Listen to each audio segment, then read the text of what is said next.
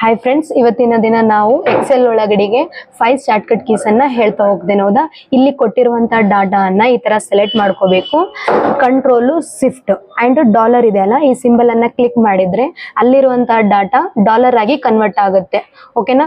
ಅದೇ ರೀತಿಯಾಗಿ ಇಲ್ಲಿ ಬಂದ್ಬಿಟ್ಟು ಇಲ್ಲಿದೆ ಅಲ್ಲ ಡಾಟಾ, ಈ ಡಾಟಾನ ಕೂಡ ಈ ತರ ಸೆಲೆಕ್ಟ್ ಮಾಡ್ಕೊಂಡ್ಬಿಟ್ಟು ಶಿಫ್ಟ್ ಅಂಡ್ ಕಂಟ್ರೋಲ್, ಆಮೇಲೆ ಎಟ್ ದಿ ರೇಟ್ ಇದೆ ಅಲ್ಲ, ಇದನ್ನ ಸೆಲೆಕ್ಟ್ ಮಾಡ್ಕೋಬೇಕು. ಮಾಡ್ಕೊಂಡ್ರೆ ಅದೇನಾಗುತ್ತೆ, ಟೈಮ್ ಆಗಿ ಕನ್ವರ್ಟ್ ಆಗುತ್ತೆ.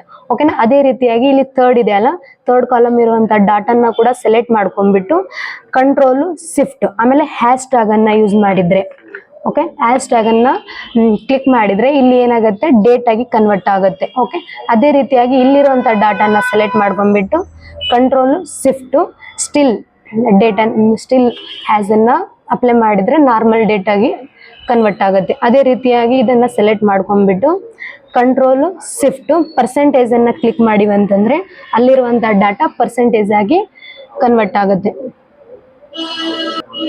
ಈ ತರ ಇನ್ನೂ ವಿಡಿಯೋಸ್ ಬೇಕು ಅಂತಂದ್ರೆ ಕಮೆಂಟ್ ಮಾಡಿ, ಫಾಲೋ ಮಾಡಿ.